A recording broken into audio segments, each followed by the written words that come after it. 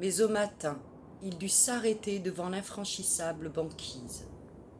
Le docteur le rejoignit sur la dunette. Hatteras l'emmena tout à fait à l'arrière et ils purent causer sans crainte d'être entendus.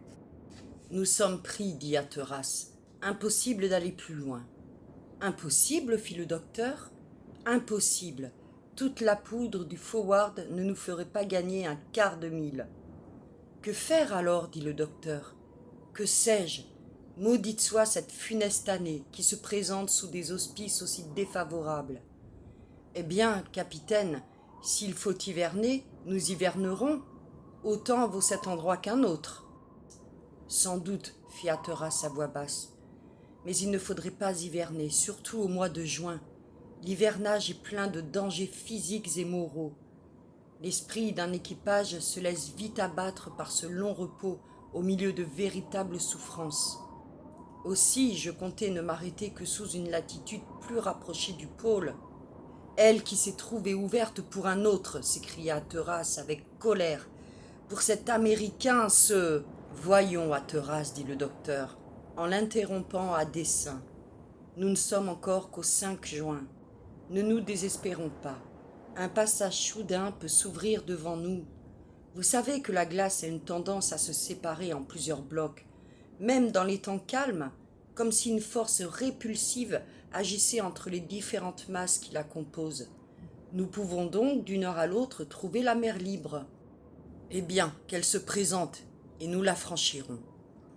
Il est très possible qu'au-delà du détroit de Belleau, nous ayons la facilité de remonter vers le nord par le détroit de Peel ou le canal de McClintock. Et alors, capitaine, vint dire en ce moment James Wall, nous risquons d'être démontés de notre gouvernail par les glaces. Eh bien, répondit Hatteras, risquons-le.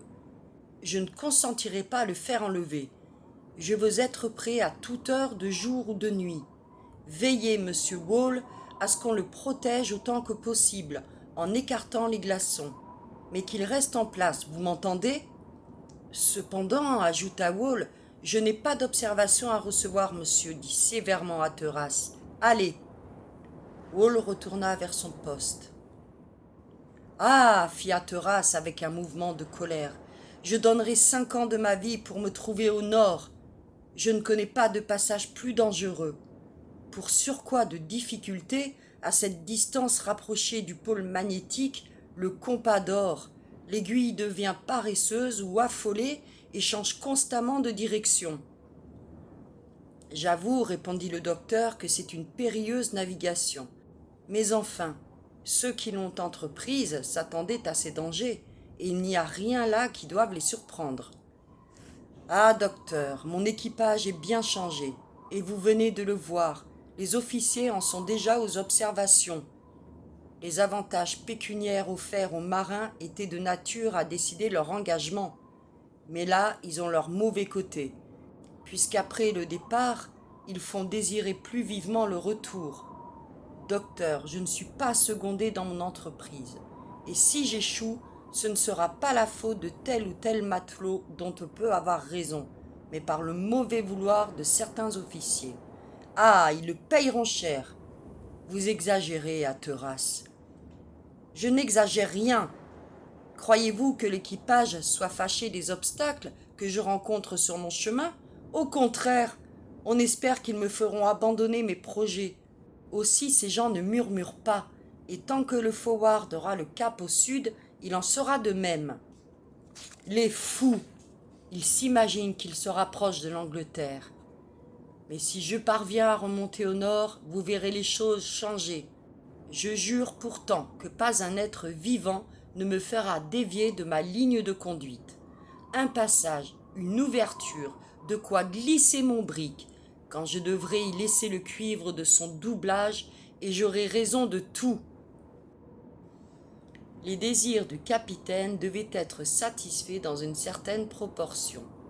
Suivant les prévisions du docteur, il y eut un changement soudain pendant la soirée. Sous une influence quelconque de vent, de courant ou de température, les icefields vinrent à se séparer. Le forward se lança hardiment, brisant de sa proue d'acier les glaçons flottants. Il navigua toute la nuit et le mardi, vers les 6 heures, il débouqua du détroit de Belleau. Mais quelle fut la sourde irritation d'Hatteras en trouvant le chemin du nord obstinément barré. Il eut cependant assez de force d'âme pour contenir son désespoir, et comme si la seule route ouverte eût été la route préférée, il laissa le forward redescendre le détroit de Franklin.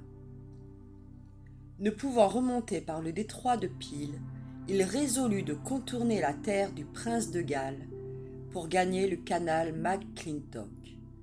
Mais il sentait bien que Chandon et Wall ne pouvaient s'y tromper et savaient à quoi s'en tenir sur son espérance déçue. La journée du 6 juin ne présenta aucun incident. Le ciel était neigeux et les pronostics du halo s'accomplissaient. Pendant 36 heures, le forward suivit les sinuosités de la côte de Boussia, sans parvenir à se rapprocher de la terre du prince de Galles. Hatteras forcé de vapeur, brûlant son charbon avec prodigalité, il comptait toujours refaire son approvisionnement à l'île Bichet.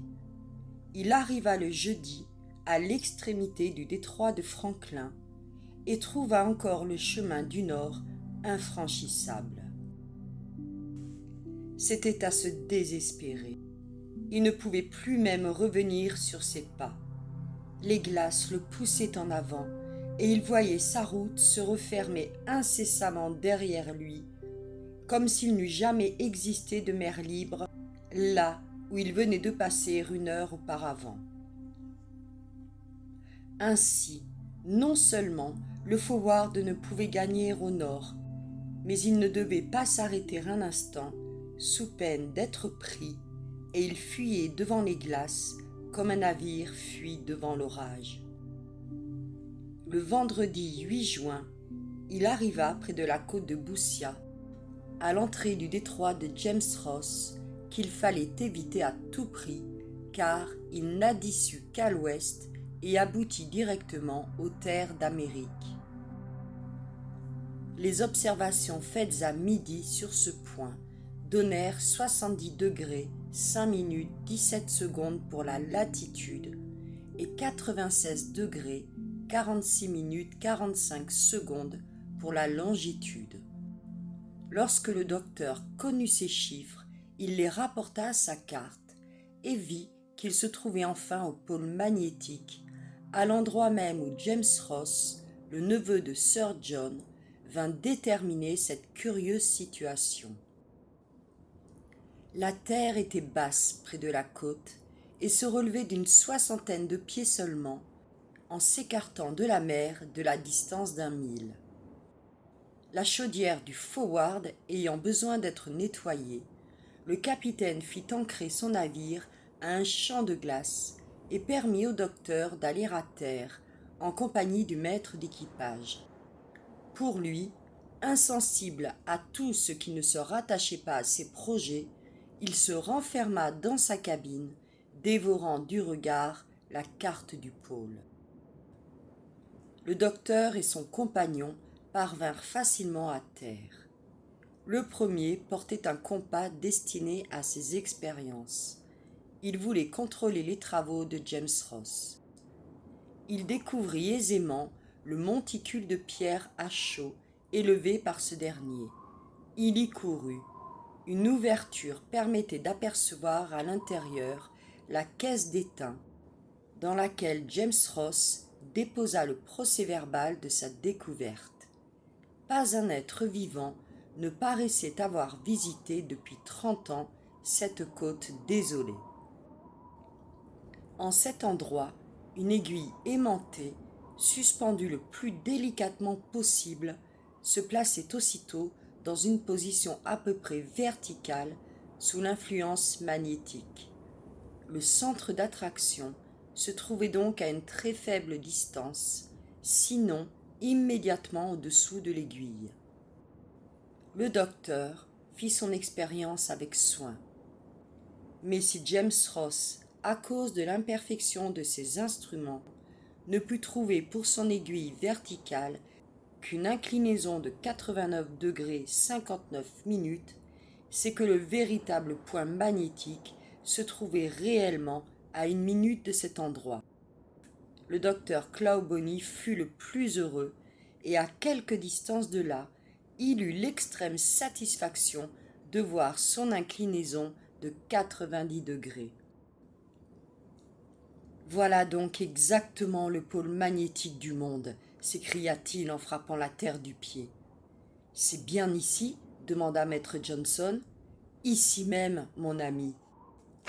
Alors, reprit le maître d'équipage, il faut abandonner toute supposition de montagne d'aimants ou de masse aimantée. Oui, mon brave Johnson, répondit le docteur en riant, ce sont les hypothèses de la crédulité.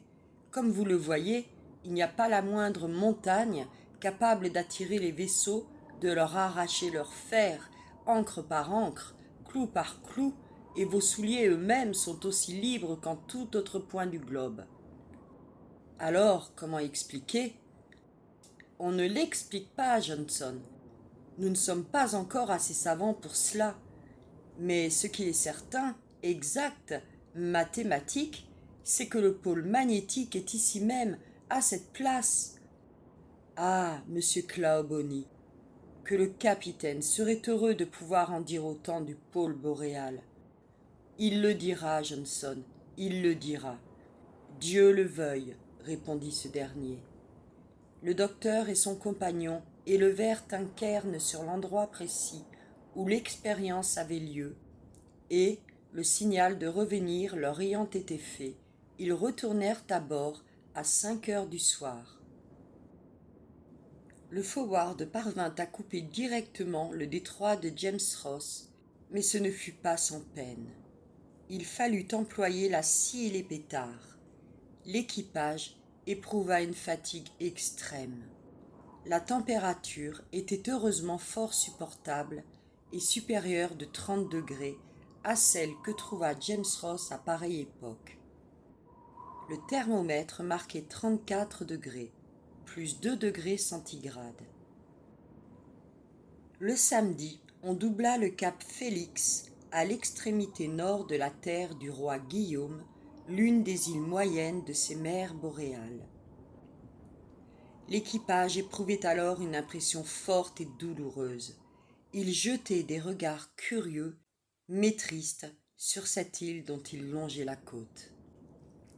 En effet, il se trouvait en présence de cette terre du roi Guillaume, théâtre du plus terrible drame des temps modernes. À quelques milles dans l'ouest, s'étaient à jamais perdus l'Erebus et le Terror. Les matelots du Forward connaissaient bien les tentatives faites pour retrouver l'amiral Franklin et le résultat obtenu. Mais ils ignoraient les affligeants détails de cette catastrophe. Or, tandis que le docteur suivait sur sa carte la marche du navire, plusieurs d'entre eux, Bell, Bolton, Simpson, s'approchèrent de lui et se mêlèrent à la conversation. Bientôt, leurs camarades les suivirent, mus par une curiosité particulière. Pendant ce temps, le brick filait avec une vitesse extrême, et la côte, avec ses baies, ses caps, ses pointes, passait devant le regard comme un panorama gigantesque. Hatteras arpentait la dunette d'un pas rapide. Le docteur, établi sur le pont, se vit entouré de la plupart des hommes de l'équipage. Il comprit l'intérêt de cette situation et la puissance d'un récit fait dans de pareilles circonstances. Il reprit donc en ces termes la conversation commencée par Johnson. Vous savez, mes amis, quels furent les débuts de Franklin. Il fut mousse comme Cook et Nelson. Après avoir employé sa jeunesse à de grandes expéditions maritimes, il résolut, en 1845, de s'élancer à la recherche du passage du Nord-Ouest. Il commandait l'Erebus et le Terror, 2 navires éprouvés, qui venaient de faire, avec James Ross en 1840, une campagne au pôle antarctique. L'Erebus, monté par Franklin, portait 70 hommes d'équipage, tant d'officiers que matelots, avec Fitzjames pour capitaine, Gore le Vescomte pour lieutenant, Deveux, sergent, Couch pour maître d'équipage et Stanley pour chirurgien. Le Terror comportait 68 hommes, capitaine Crozier, lieutenant Little Hobson et Irving, maître d'équipage, Oresby et Thomas, chirurgien, Peggy. Vous pouvez lire aux baies, aux caps, aux détroits, aux pointes, aux canaux, aux îles de ces parages, le nom de la plupart de ces infortunés, dont pas un n'a revu son pays. En tout, 138 hommes. Nous savons que les dernières lettres de Franklin furent adressées de l'île d'Isco et datées du 12 juillet 1845. J'espère, disait-il, appareiller cette nuit pour le détroit de Lancastre. Que s'est-il passé depuis son départ de la baie de Disco?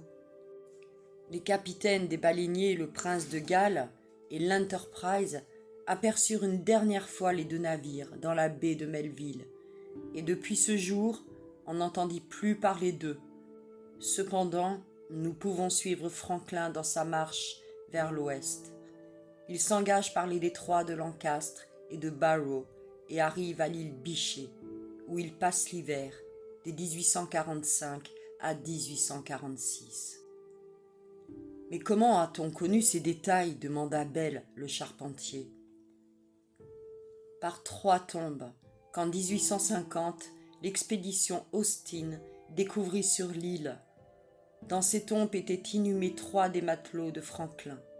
Puis ensuite, à l'aide du document trouvé par le lieutenant Hobson du Fox et qui porte la date du 25 avril 1848. Nous savons donc que, après leur hivernage, l'Erebus et le Terror remontèrent le détroit de Wellington jusqu'au 77e parallèle. Au lieu de continuer leur route au nord, route qui n'était sans doute pas praticable, ils revinrent vers le sud. « Et ce fut leur perte, dit une voix grave. Le salut était au nord. » Chacun se retourna. Hatteras, accoudé sur la balustrade de la dunette, venait de lancer à son équipage cette terrible observation. « Sans doute, reprit le docteur, l'intention de Franklin était de rejoindre la côte américaine. Mais les tempêtes l'assaillirent sur cette route funeste, et le 12 septembre 1846, les 2 navires furent saisis par les glaces, à quelques milles d'ici, au nord-ouest du cap Félix. Ils furent entraînés encore jusqu'au nord-ouest de la pointe Victory, là même, fit le docteur en désignant un point de la mer. Or, ajouta-t-il, les navires ne furent abandonnés que le 22 avril 1848. Que s'est-il donc passé pendant ces 19 mois? Qu'ont-ils fait, ces malheureux? Sans doute ils ont exploré les terres environnantes, tenté tout pour leur salut, car l'amiral était un homme énergique. Et s'il n'a pas, c'est que ses équipages l'ont trahi peut-être, dit Hatteras d'une voix sourde. Les matelots n'osèrent pas lever les yeux. Ces paroles pesaient sur eux. Bref, le fatal document nous l'apprend encore. Sir John Franklin succombe à ses fatigues le 11 juin 1847. Honneur à sa mémoire, dit le docteur en se découvrant. Les auditeurs l'imitèrent en silence. Que devinrent ces malheureux privés de leur chef pendant 10 mois? Ils restèrent à bord de leur navire et ne se décidèrent à les abandonner qu'en avril 1848. 105 hommes restaient encore sur 138. 33 étaient morts. Alors les capitaines Crozier et Fitzjames élèvent un cairn à la pointe Victory et ils y déposent leurs derniers documents. Voyez, mes amis, nous passons devant cette pointe. Vous pouvez encore apercevoir les restes de ce cairn, placé pour ainsi dire au point extrême que John Ross atteignit en 1831. Voici le cap Jane Franklin, voici la pointe Franklin, voici la pointe de Vescomte, voici la baie de l'Erebus, où l'on trouva la chaloupe faite avec des débris de l'un des navires et posée sur un traîneau. Là furent découverts des cuillères d'argent, des munitions en abondance, du chocolat, du thé, des livres de religion. Car les 105 survivants, sous la conduite du capitaine Crozier, se mirent en route pour Great Fish River. Jusqu'où ont-ils pu parvenir? Ont-ils réussi à gagner la baie d'Hudson? Quelques-uns survivent-ils? Que sont-ils devenus depuis ce dernier départ? Ce qu'ils sont devenus, je vais vous l'apprendre, dit John Hatteras d'une voix forte. Oui, ils ont tâché d'arriver à la baie d'Hudson et se sont fractionnés en plusieurs troupes. Oui, ils ont pris la route du sud. Oui, en 1854, une lettre du docteur Rae apprit qu'en 1850, les Esquimaux avaient rencontré sur cette terre du roi Guillaume un détachement de 40 hommes chassant le veau marin, traînant un bateau, maigri, hâve, exténué de fatigues et de douleurs. Et plus tard, il découvrit 30 cadavres sur le continent et 5 sur une île voisine, les uns à demi enterrés, les autres abandonnés sans sépulture, ceux-ci sous un bateau renversé, ceux-là sous les débris d'une tente. Ici un officier, son télescope à l'épaule et son fusil chargé près de lui, plus loin des chaudières avec les restes d'un repas horrible. À ces nouvelles, l'amirauté pria la compagnie de la baie d'Hudson d'envoyer ses agents les plus habiles sur le théâtre de l'événement. Ils descendirent la rivière de Back jusqu'à son embouchure. Ils visitèrent les îles de Montréal, Maconochie, Pointe-Augle.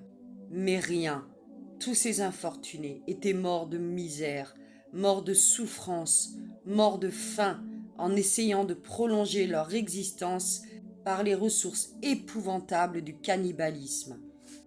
Voilà ce qu'ils sont devenus le long de cette route du sud jonchée de leurs cadavres mutilés.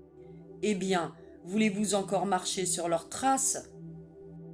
La voix vibrante, les gestes passionnés, la physionomie ardente d'Hatteras produisirent un effet indescriptible. L'équipage, surexcité par l'émotion en présence de ces terres funestes, s'écria tout d'une voix. « Au nord! Au nord !» Eh bien, au nord, le salut et la gloire sont là. Au nord, le ciel se déclare pour nous. Le vent change, la passe est libre. Part à virer. Les matelots se précipitèrent à leur poste de manœuvre. Les ice streams se dégageaient peu à peu. Le forward évolua rapidement et se dirigea en forçant de vapeur vers le canal de McClintock. Hatteras avait eu raison de compter sur une mer plus libre.